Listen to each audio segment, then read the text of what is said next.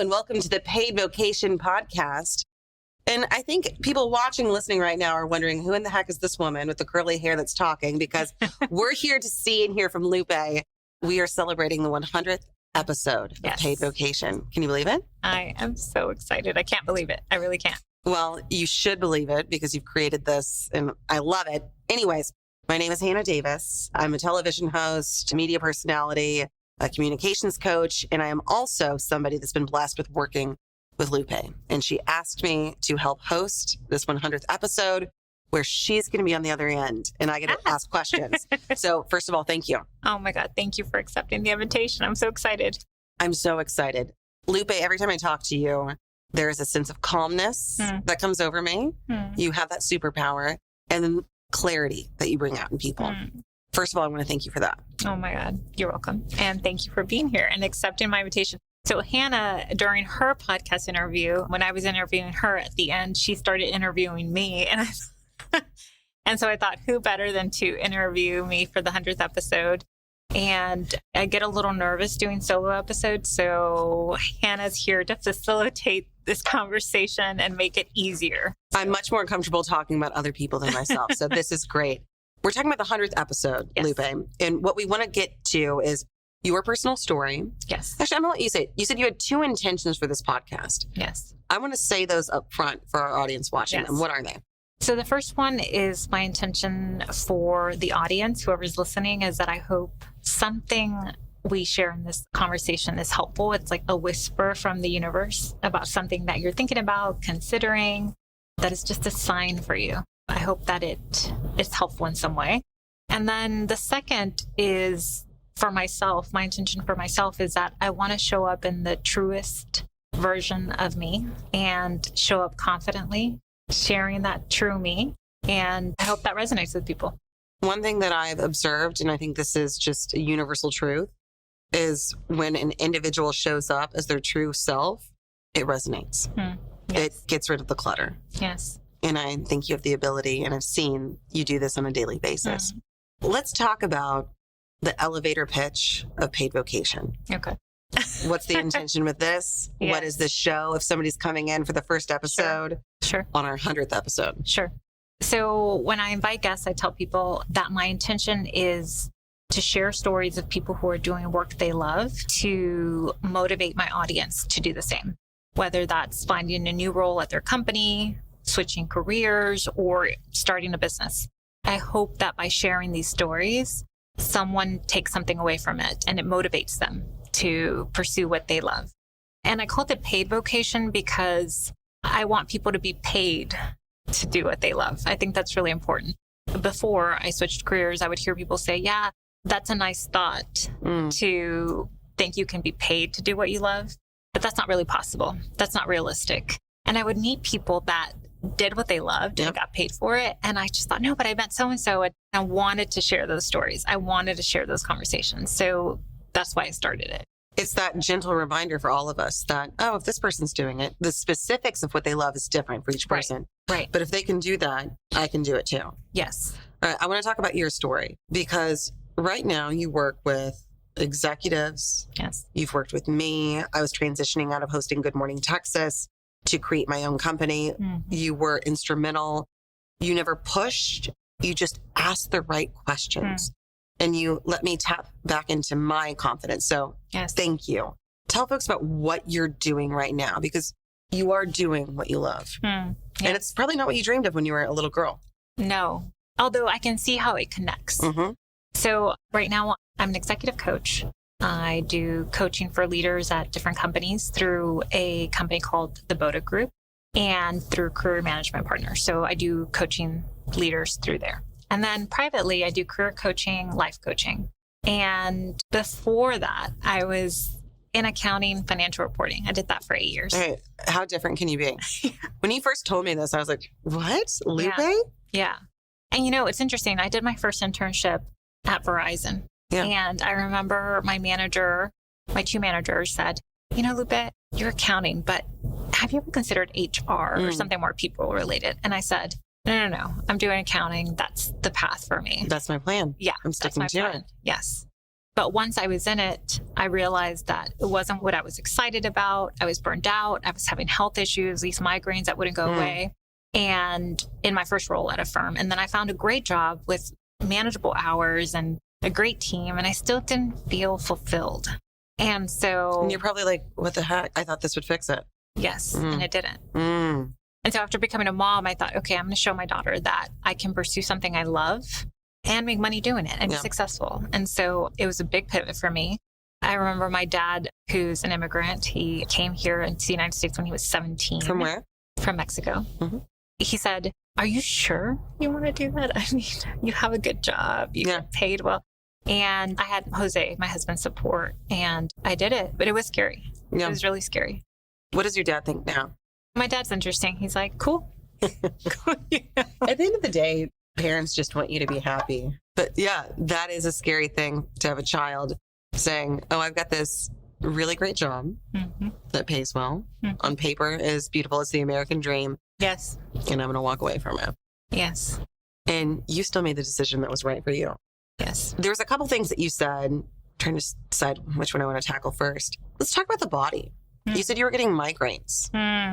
Yes. Yes. Does your body talk to you sometimes when it's time to make a change when your mind isn't able to? Yes. Oh, I love that.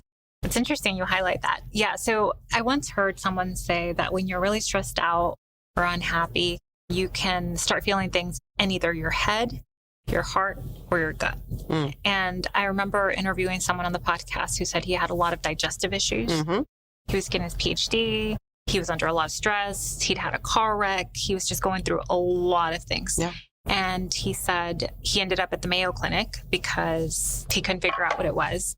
And when he got to the Mayo Clinic, they said, how's your stress? And he said, come on, I didn't come all the way to the Mayo Clinic for you to tell me it's stress related. And it was. And for me, the way stress manifests in my body is in my head. So I was getting migraines. I was working 80-hour weeks. I was stressed out and I had horrible headaches that wouldn't go away. I had, I think it was called MRI or whatever, where they put you in to check and giving me some strong meds. Couldn't figure it out. And then after I quit to go to the next role, the headaches went away. So it was all stress related. And now when I start feeling headaches coming on, my husband can see it happening and he'll say, what are you stressed about? And sometimes I don't even realize it. And it's interesting because now if I pay attention, sometimes I don't even realize I'm really stressed until I notice a headache or my husband notices a headache. So our body's always trying to tell us something. I met someone who once told me that she was very unhappy in college. And for a year, she had the hiccups. I can't imagine. A year of the hiccups. And she transferred schools and the hiccups went away. And so she was just miserable. And so it just manifests in our body in different ways. And a lot of the times we just ignore it. Yes. Earlier in the beginning of the podcast, you said your intention was for this to be a whisper to somebody. Yeah. What's interesting is that whisper, when you ignore it, gets a little louder. And then it's talking. Yes. And then it's yelling and it's screaming. And then it's migraines. The body says, hey, listen to me. Yes.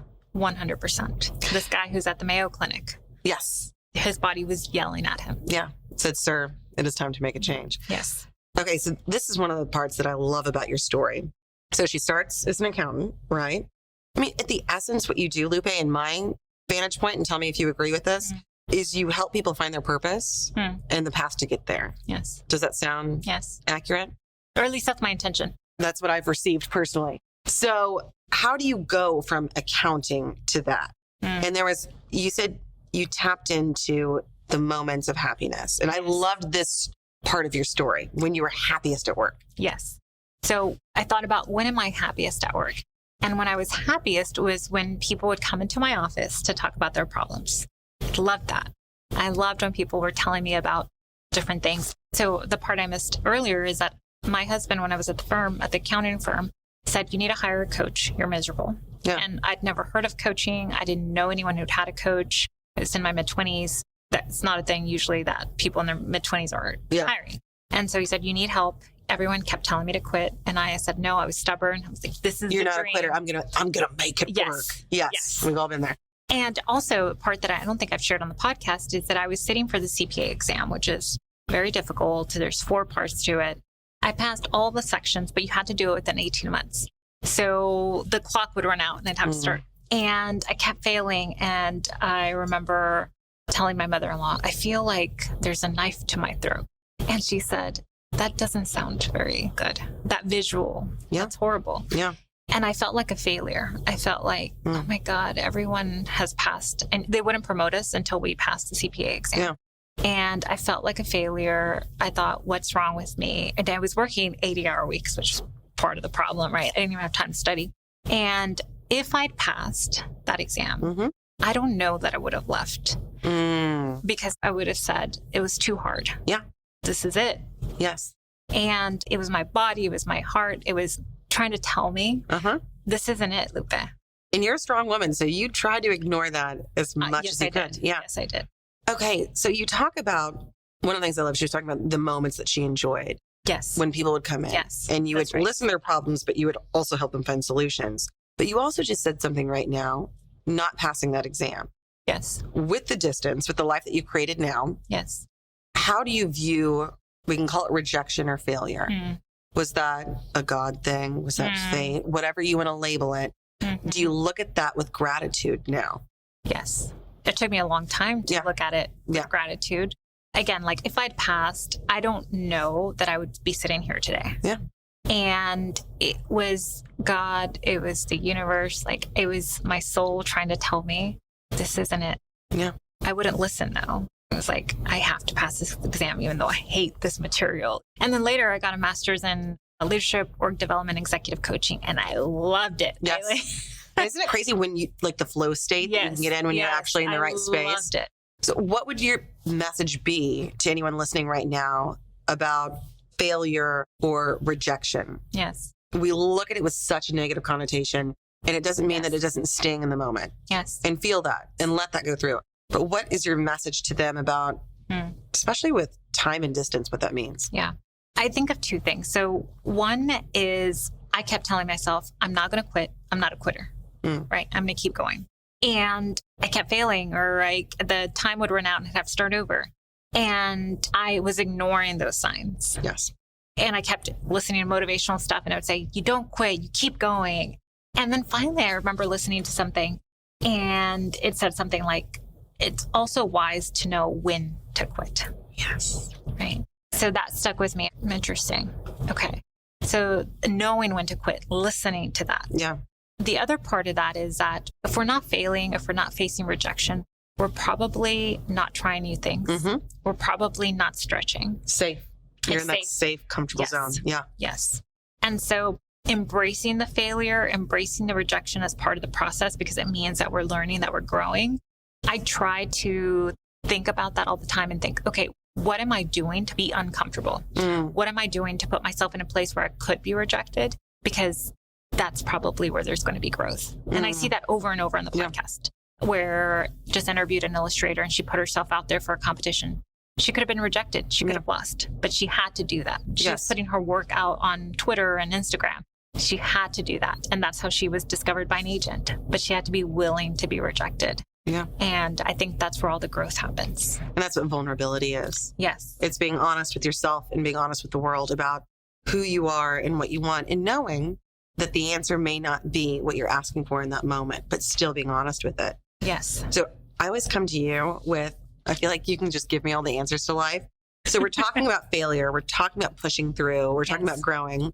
How do you balance that with contentment and gratitude and living in the moment? Yes. Lupe, make it make sense for me, please. Fix my life. Okay. So not that I have it all figured out. I don't. What? So I like to think about gratitude, what you just said. Yeah. So I want to grow. I want to learn. I think as humans, we need to grow. We need to learn. Yeah. That's part of our journey here. I think the key is looking for moments of gratitude. Yeah. So it's like, oh, I should be grateful. It seems just like a very big, vague. Yes. If there's a moment where my kids are playing together, like this morning, they were playing with their magnet tiles together, not fighting, have 5-year-old and 2-year-old, and they're playing and they're laughing. I try to think of it as almost like I'm taking a quick little video or a photo of that moment. And I just try to capture it in my mind of, this is a moment I prayed about and dreamed about, Yeah. when they're laughing about something, they're giggling. I just want to soak in that moment. So I pause. I'm drinking my coffee and I just pause and I look at them and I'm like, oh, I love them so much. Or my husband, he bought a 3D printer last week. He's very IT and tech.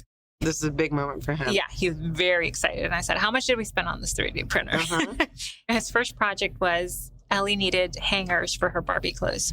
So this weekend, his first project on his 3D printer is printing hangers for Barbie clothes. And I'm just watching him figure it out. And it's just this moment of, I'm grateful for him. Yeah. What an amazing father he is. Yeah.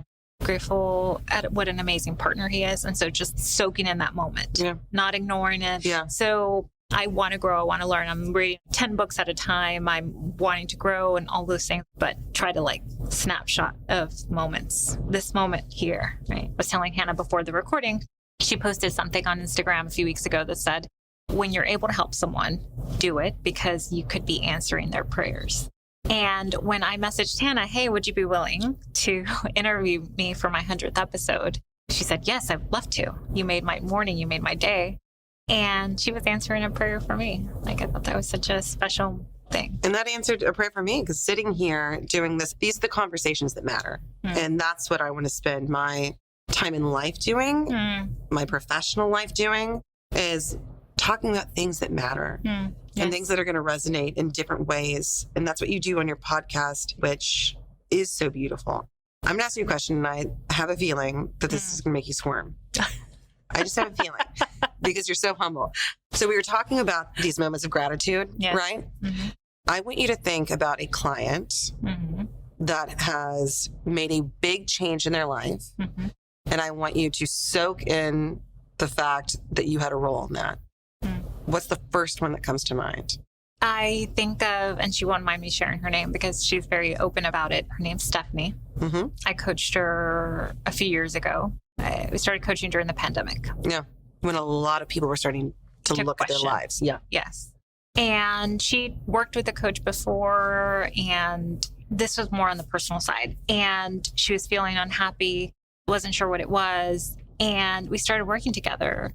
And that set off a major growth and transformation for her. She was in a role, she wanted to be promoted to the next thing. So she got promoted to president of the company. And then she got promoted to chief people officer. And now she's pivoting completely and starting her own thing. She went on a health journey where she worked on her health. And that's so key. Yes. She is learning to fly a plane. Oh my gosh. Because she's always wanted to. Oh my. Okay. You know? So now I'm going to ask you, what role did you play in that? You guys see the discomfort now? I think I helped her realize how powerful she was. I don't know why I get teary. Because sometimes we don't realize it. We know it, right? We know it deep down. But so deep that it's buried. Yes. We feel stuck. Sometimes I think about when I'm working with a new client and things are just messy.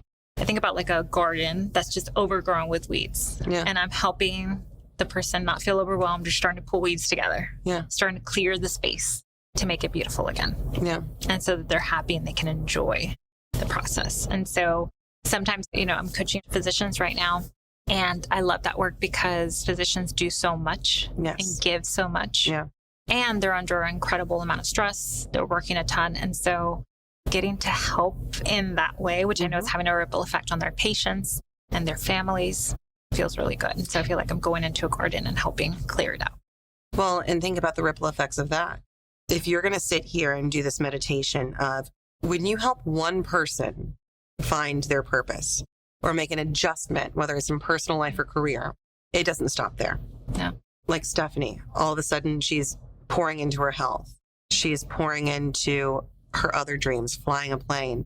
And then think about the people in her life and how that impacts them.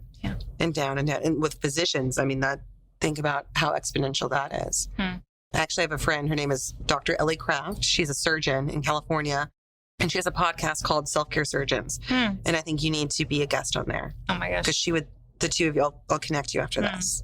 How did that feel to take some ownership in that? It feels good and it feels uncomfortable. Right. Where do you think that discomfort comes from? I think one of my values is humility. Or I want to empower people. Yeah. So I don't want to take credit for something. Yeah. She did that. Yeah. Stephanie was the one that worked on her health. Yeah. She's the one that put in the effort, showed up for the sessions. Yeah. I asked questions. I helped her create awareness. I gave her tools. Yeah. But I also don't want to take credit, right? So Because she has to pick up the tools. Yes. And use them. But you also don't want to discredit yourself. Right. Yes. It's a tricky balance. Yes, it is. There's this saying that I hate. And I think I hate it because I'm afraid deep down that it's true. But I don't think it is. And it's that people don't change. Is this a true statement or is it false? That's false. Thank you for there's that a lot of science behind that, right? Yeah. So there's a concept called neuroplasticity. I've been hearing it a lot this year. Yes. That term's having a moment. Yes. And there's a lot, so you can Google neuroplasticity. And basically it means that we can rewire our brains. We can create new neural pathways in our brain at any age. Yeah. And so through coaching, through different things we do in life, learning, we can rewire our brain. We can change our brain, literally change neural pathways in our brain. So it's always possible. But the secret or the key, I think, is having a growth mindset. And what that means is that if I believe I'm bad at math, that's a fixed mindset. But if I believe that if I do a few algebra problems every day, I'm going to get better at math, that's a growth mindset. Yeah. It says that if I practice, if I do more of it, I'm going to grow. And that's the key for everything. So basketball players, athletes, they're not just born naturally good. No, they they're on the practice, court. they get better. Yeah.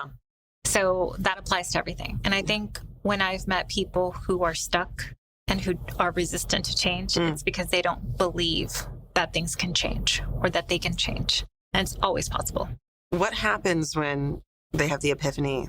They take the leap, even if they didn't totally believe it, but they take the leap. And at least in my own experience, when I took a leap and left traditional TV news really quickly, once I took that leap, I don't want to call it a safety net, but things came out, but I had to leap first. But when people start to have that realization, what's the shift in energy that you observe? I think you are a great example of someone who decided to make a change and really went for it. You worked on your mindset. And I think that's possible for everyone. When we talk about confidence, people think, I need to be confident first and then do. You might be waiting forever if that's the case. And what I've learned through coaching is that we become confident from doing. So the more we do, the more confident we become. And so I'm sure you left, you did something, whether it worked or it didn't, it gave you confidence, right? Yeah. Okay, let's try a new thing. So you're building on that. And so I think that that's key. Yeah. The more we do, the more confident we become. Okay. Write that down, everyone. The more you do, the more confident you become. And that is that neuroplasticity. Yes. And you're proving to yourself. So 100 episodes, the best guess is for the 100th episode. But what are some, you've talked to all these people, they're doing different things. Are there a few truths that have revealed themselves over and over when you're talking to different people? What's one of the first that comes to mind? A truth that you hear in different ways from these 100 people? Yes. One of the first ones that comes to mind is being willing to be vulnerable. So the illustrator I just had, she had to put her work out there. Yeah. I've seen that with a couple of illustrators I've had on the podcast. Being willing to let people know you're just starting out. Right? I'm having reactions to all this. Like vulnerable and admit that I'm new. We don't want people to see that we're just starting out. We want to start out and be at the 100th episode. Yes. Right? Yes. So being willing to be vulnerable. And so if we're drawing, right, or we're writing, not just to write it and keep it locked up in a folder on our computer.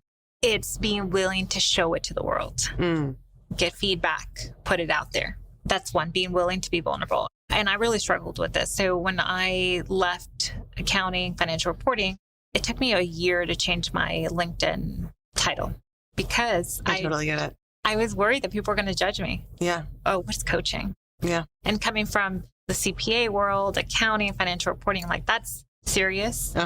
And what is this soft thing you're doing, coaching? And it was tough.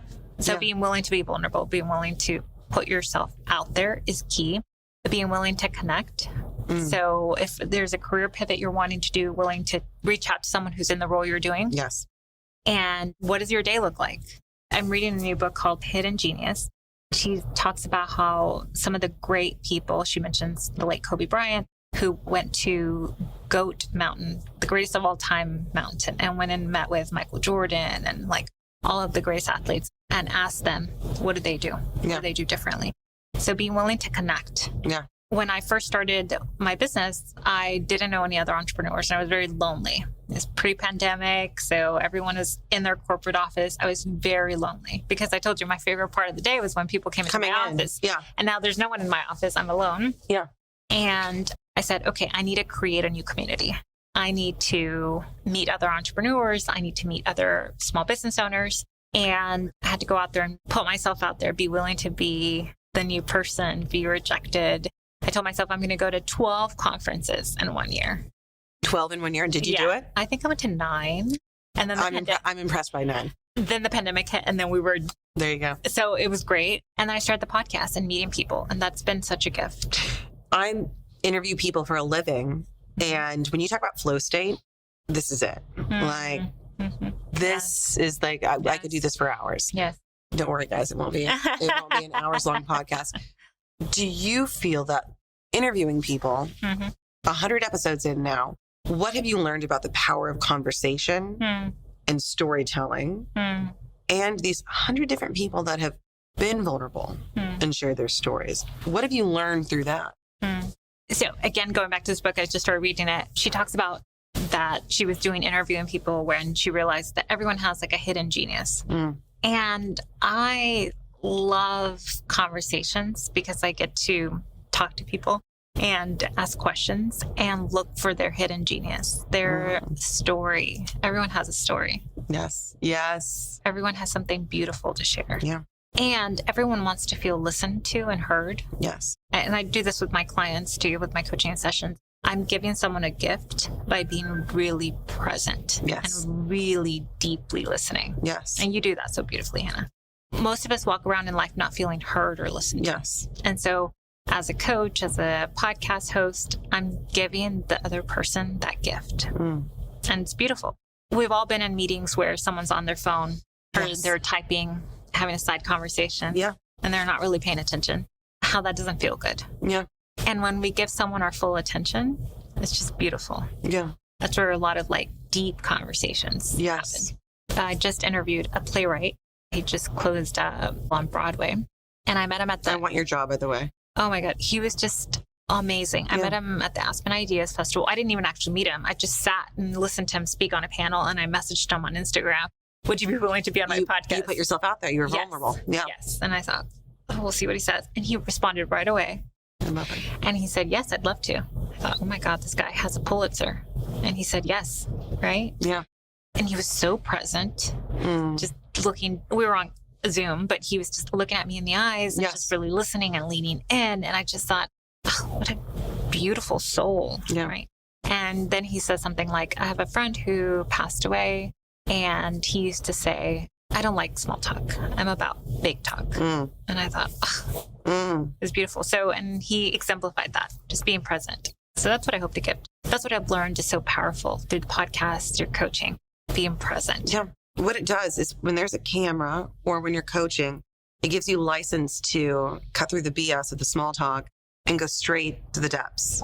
There's something about a camera, like, I'm not going to ask you about the weather. See, I don't know the camera part, but just like... I think it just gives you license. Like when you're doing your podcast, the fact that you're recording, it gives you license to say, what's the biggest mistake that you made and what'd you learn from it?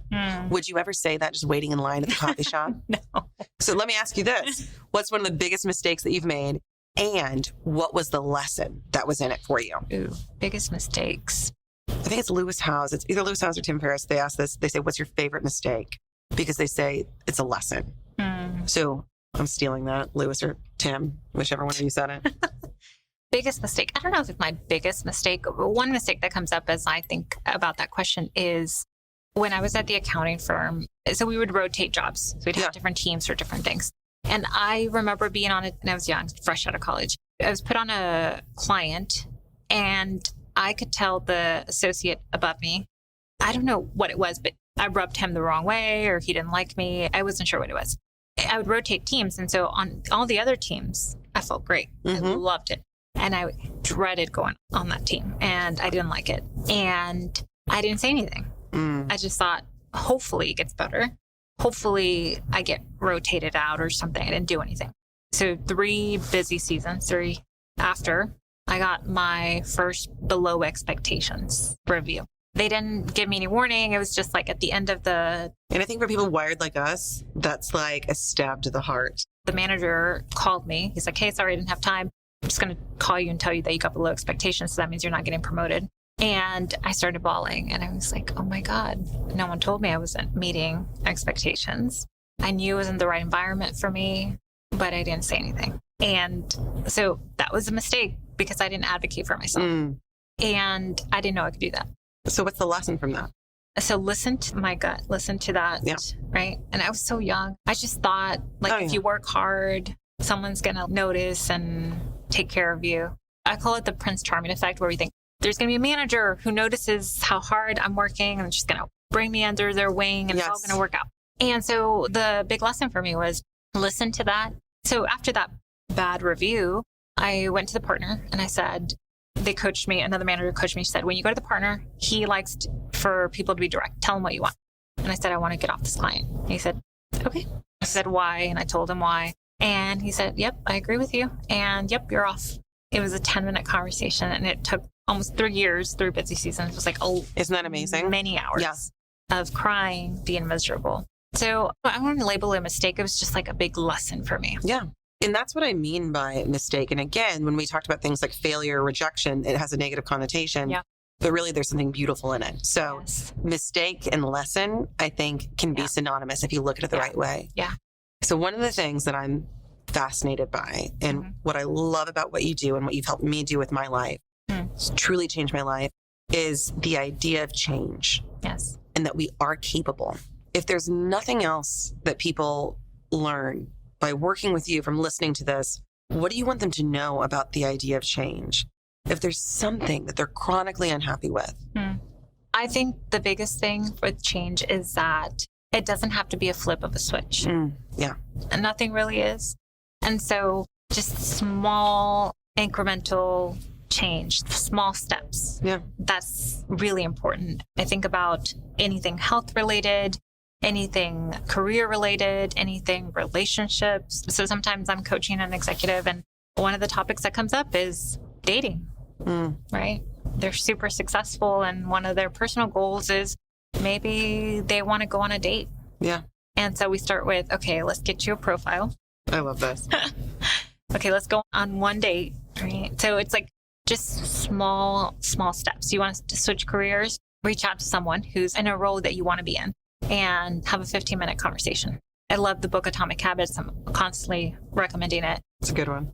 So he talks about small habits, a 2-minute walk if you're wanting to start walking. I like to give the example, if you want to eat more vegetables, you buy a bag of baby carrots and you put a bowl in the fridge. And every time you open the fridge, you have 1 baby carrot.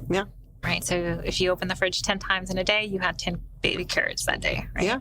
And so it's like little change. And then it starts proving to you that you are a person who eats vegetables. Hey, I eat 10 baby carrots every day because I eat the. And so just small change, small action, small steps starts proving to the person that they are this new person they're wanting to become.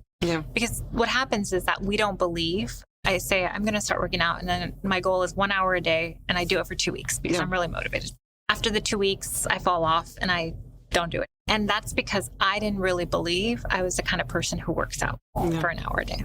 If instead I start with 5 minutes a day, do it every day, and then maybe 2 weeks later, move it up to 10 minutes a day. Okay, I'm a person who does 10 minutes a day. Okay, then 15.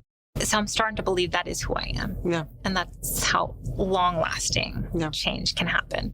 And that's possible for anyone. It's available to all of us. One of the things that you said was the value of humility. And I do love that. And one of the things that you do is you excavate what's special and unique in each individual. And you show that to them or you help them to see that. So I'm going to put my Lupe hat on right now. One of my final questions. What's one of the things that you are most proud of for yourself?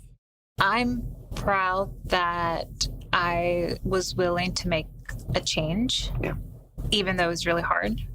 even though I was worried about what people would think. Because now I feel like I'm getting to use my gifts. I feel like I always think about that movie Taken. I have a special set of skills. My skills are listening. My skills are helping people see how special they are. I'm like a mirror for people. And when I get a message from Stephanie, I get a message from you about how I've impacted their life, your life, it's like this reminder that, okay, I'm doing what I'm supposed to be doing. Yeah. If I hadn't made that change, if I hadn't been willing to be vulnerable, to be rejected, to whatever, I wouldn't be having this impact. And that feels really good. And I want to remind you, and I want to remind anybody that's watching and listening right now, that when you make the change for yourself, there's a domino effect. Yes. Because you did that for yourself and we came in contact. You empowered me to do that for myself. 2 weeks after I made a huge change, leaving my position to create my own company, my husband looked at me and said, "You're back." Oh my gosh, I started like weeping immediately. And the people I'm working with, there's just this trickle down empowerment when people find what authentically makes them happy and what they're meant to do. So started with you. I mean, it'd be amazing to figure out like how many people are connected to that. We are coming to the end of the session, the 100th episode. We've talked about gratitude. We've talked about being happy in the moment. I do want to know what's next for you. Ooh, so that's the question I'm asking myself right now. Like, okay, what am I excited about? What do I want to do? I love the work I'm doing. What's something new? How can I push myself? How can I grow? How can I be uncomfortable? Whether that's with the podcast, maybe certain guests, or with my own coaching business, or I don't know. I love the thought. I've always wanted to write a book. And so I'm going to put it out there in the universe. Let's say, how does that feel to say out loud? Feels really vulnerable. But I do. I've always wanted to. Yeah. And so I keep thinking about that. And so I'm like, So I'm looking for like, okay, what's a way to do that? What would I write about? Yeah. That's been on my mind a lot. How would that fit into my schedule? I have 2 kids. I have a work. That's something that's kind of I've been thinking about. And so I'm kind of looking out for the signs and looking out for, am I excited about it? I'm in the state of reflection. What's next in terms of what projects would be fun, or I love my clients. Okay. So yeah, I'm not sure. I'm exploring. But that's okay.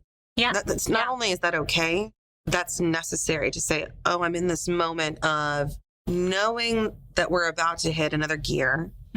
I'm not totally sure what it is yet. Yeah. And I'm not going to rush that answer. Right. I can try little things and see. Right. Yeah. You're living your own advice. I try. I'm listening to these motivating conversations. I'm trying to model the behavior that I encourage. Yeah. And so I think I'm getting curious. I love that. Curious. And we were saying this before the podcast, I think, be curious and not judgmental. Yes. Not just of others, but of your own life. Yes. 100%. Final question. Is there anything that we haven't touched on that before we wrap this, you want to make sure that you put out into the ether, into the people listening? I think I just want to say thank you for listening. If you're watching this, if you're listening to this, thank you. This podcast, this project has been one of the greatest gifts for me. I check the downloads. I'm like, are people listening? And to see people come back and listen, that means the world to me. And so I hope I'm having a positive impact. And I'm so grateful for you listening. I'm grateful to you for being here, for being a past podcast guest. The podcast is really something that gives me a lot of joy, and I'm really grateful for it. I love ending with gratitude. And to echo that, thank you for what you do. Thank you for the initial time that you had me on. You made me feel seen and made me feel heard. I'm used to doing that to others, so it wasn't necessarily comfortable. And you saw that. I tried to switch it and interview you. And thank you for truly, I don't say this in a hyperbolic way, you were instrumental in changing my life. And I sent you that text and I meant every single word of it. And what a beautiful, beautiful legacy to have. Thank you, Anna. Thank you. Do you have a sign off that? Nope, that's it. Bye. We're going to cry together now.